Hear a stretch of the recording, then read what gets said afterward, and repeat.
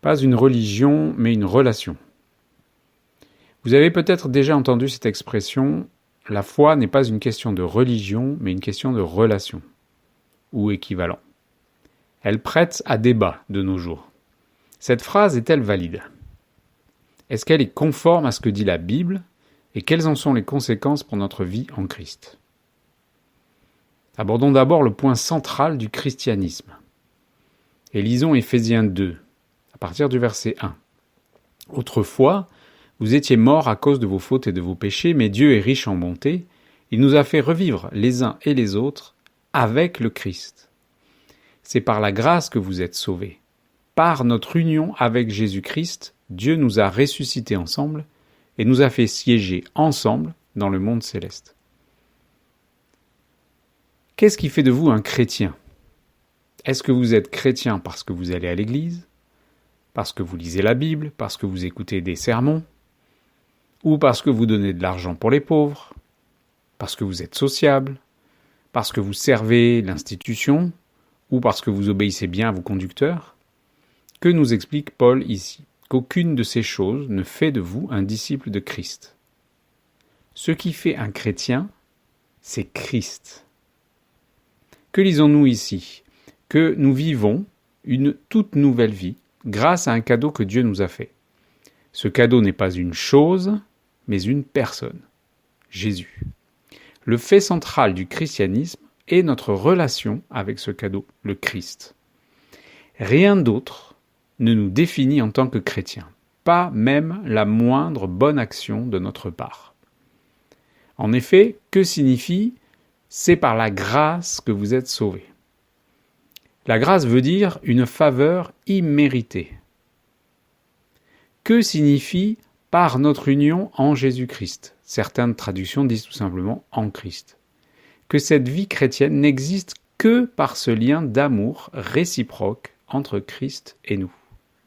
Tout est là. Mais alors, religion ou relation? 2 Timothée 1,12 nous dit « Je sais en qui j'ai cru ». C'est Paul qui parle. Personnellement, j'ai longtemps lutté avec l'idée que la vraie vie de disciple de Jésus-Christ n'ait rien à voir avec la religion. D'ailleurs, l'expression « je n'ai pas une religion mais une relation » est contestée parmi les chrétiens de nos jours. J'ai vécu 45 ans dans diverses organisations religieuses, j'ai même participé à en fonder et j'en ai dirigé. Et aujourd'hui, après avoir tourné le dos à tout cela, je peux affirmer avec certitude que la vie en Christ n'a rien à voir avec la religion humaine. Qu'est-ce que la religion? C'est un ensemble de croyances, de valeurs, de traditions qui forment un cadre dans lequel ses membres se reconnaissent entre eux. Ces choses créent un sentiment de sécurité, d'appartenance basé sur des règles qui peuvent être énoncées, mais le plus souvent elles sont non dites, mais aussi faites de reproches, voire d'exclusions si on ne se conforme pas à ces règles. La plupart du temps, une religion va s'organiser, se structurer pour former une organisation dans laquelle ses membres s'attendent à vivre des moments, à recevoir des services. Ces services peuvent être spirituels, comme la confession, l'enseignement, l'accompagnement, ou des services pratiques, comme l'enseignement pour les enfants, la louange ou diverses activités. Quel est le problème? Est-ce que vous ne voyez pas ce problème? Le problème, c'est moi, mes besoins, mes attentes. La religion se base sur les besoins humains de socialiser avec ceux qui nous ressemblent, et pour ceux qui veulent gravir les échelons dans cette institution, de se réaliser eux-mêmes. La religion organisée est faite par les hommes et pour les hommes. Elle ressemble plus souvent à un bouquet de services et d'activités, plus ou moins spirituels qu'à autre chose. D'où est-ce que ça vient? Du fait que la religion se base sur ce en quoi elle croit. Si jamais vous posez la question « Pourquoi vous croyez ceci ?» ou « Vous faites cela ?» alors vous allez vite être orienté vers des gens qui savent et qui ont l'autorité suffisante pour vous dire que c'est comme ça chez nous. Comprenez, dans notre organisation, dans notre courant, dans notre dénomination, on fait comme ça, point. Pourtant, que nous explique Paul dans ce que nous avons lu? Que sa vie ne se base pas sur ce en quoi il croit, mais sur celui en qui il croit. C'est par la relation avec le Christ que nous pouvons produire non pas des œuvres fabriquées par l'homme, mais des œuvres bonnes que lui a préparées pour nous. C'est très différent. Le but de la vie chrétienne n'est pas d'accomplir quelque chose, ni de devenir quelqu'un, mais de suivre quelqu'un. L'objectif n'est pas la réussite, mais la communion. En fait, votre but, c'est d'être avec lui. Voyons enfin ce qu'est une union durable. Jésus a dit dans Jean 15,5 « Je suis le cep, vous êtes les sarments, celui qui demeure en moi et en qui je demeure porte beaucoup de fruits, car sans moi, vous ne pouvez rien faire. » Que nous apprend Jésus au travers de cette image du cep et des sarments, c'est-à-dire du tronc de vigne et des branches de vigne?